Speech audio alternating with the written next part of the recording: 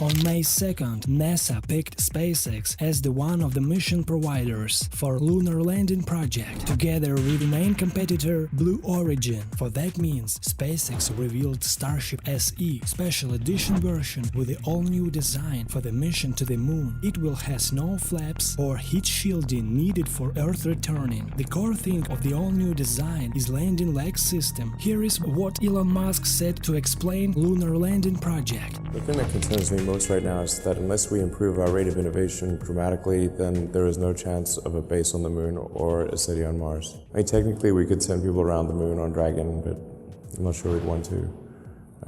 It's too small. There's really just one thing that matters, that is a fully and rapidly reusable rocket. That's the one thing that matters. That's why we have a big focus in terms of new technology development on Starship.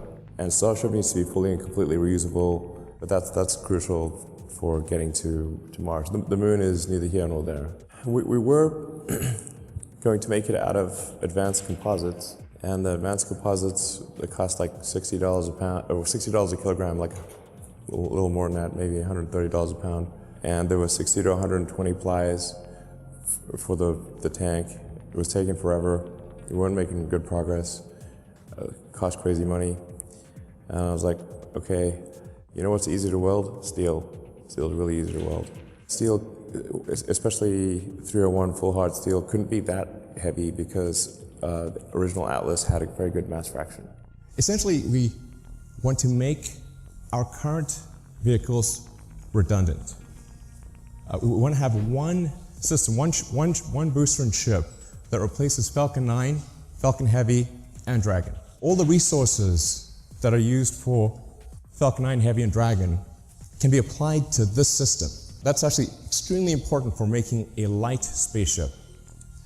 The next key element is on the engine side.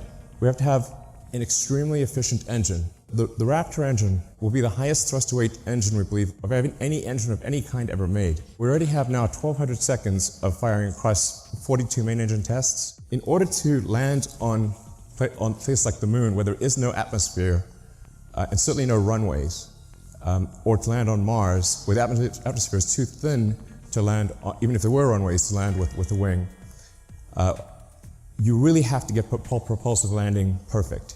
We believe the precision at this point is good enough for propulsive landing that we do not need legs for the next version. It will literally land with so much precision. It will land back on its launch mounts, establishing a self-sustaining base on Mars or the moon or elsewhere. Seriously, you need ultimately thousands of ships and tens of thousands of retanking or refilling operations, which means you need many launches per day. Fully reusable configuration without any orbital refueling, we expect to have a payload capability of 150 tons to low Earth orbit.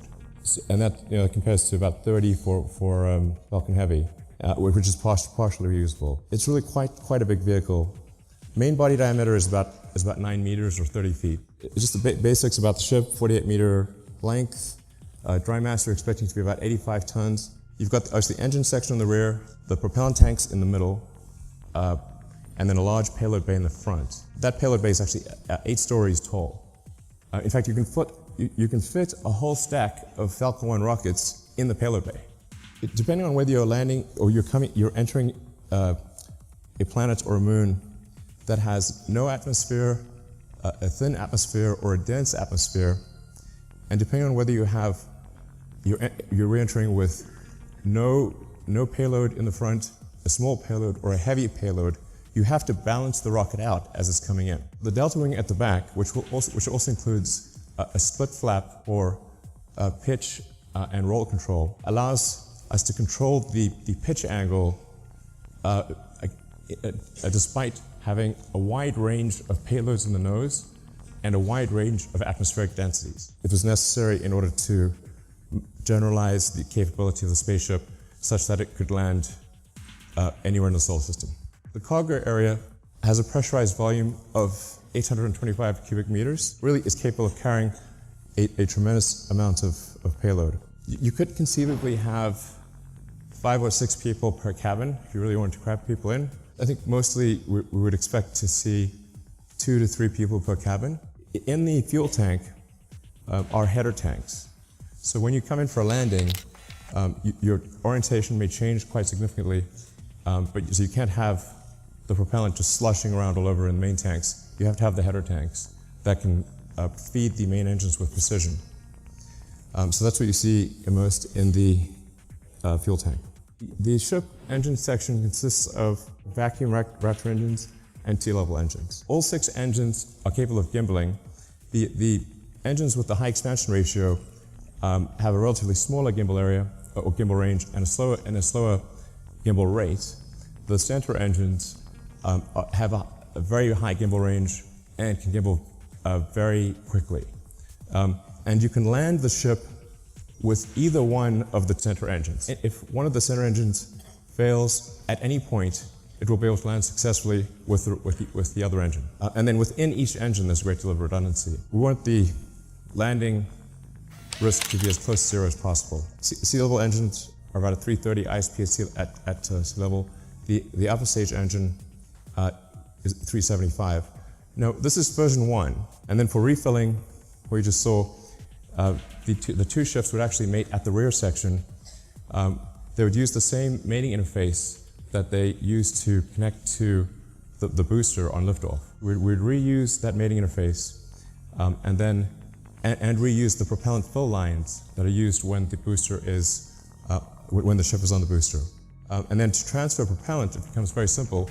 Use control thrusters to accelerate in the direction that you want to empty. So if you accelerate in this direction, propellant goes that way, and you transfer the propellant very easily into from the tanker to the ship. So if you just fly to orbit and don't do any refilling, it's pretty good. You'll get 150 tons to low Earth orbit and have no fuel to go anywhere else.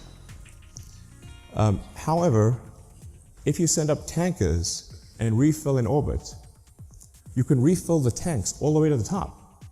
And if the tanker has high reuse capability, then you're just paying for the cost of propellant. And the cost of oxygen is extremely low, and the cost of methane is extremely low. So if that's all you're dealing with, the cost of refilling your spaceship on orbit is tiny. Automated rendezvous and docking and refilling, absolutely fundamental.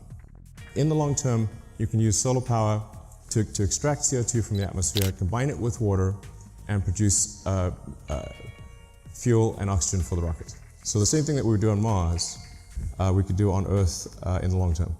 But that's essentially what happens. Similar to the moon, you land on Mars. The tricky thing with Mars is we do need to build a propellant depot to refill the tanks and return to Earth. First of all, I'd like to just express a great appreciation to NASA for selecting SpaceX. I appreciate the faith in the SpaceX team, the Starship architecture. We've been a partner with NASA for a long time, and we've done 20 missions to the space station, and look forward to providing the capability that we've built, as well as potentially a lot more over time. And I think we've got potential for an incredibly exciting future in space, with a base on the moon, and ultimately sending people and having a self-sustaining city on Mars. I think that's the future, an incredibly exciting future that's possible, and the support of NASA is very much appreciated. And I'd like to thank the SpaceX team, who worked incredibly hard to get to this point, and continue to do so. Yeah, that's all I have to say. And I think this is something that can be incredibly inspiring for the whole world. So thank you for doing this, and again, very much appreciated. Here is my visualization for a Starship landing system, which probably be used in the upcoming Lunar Landing project.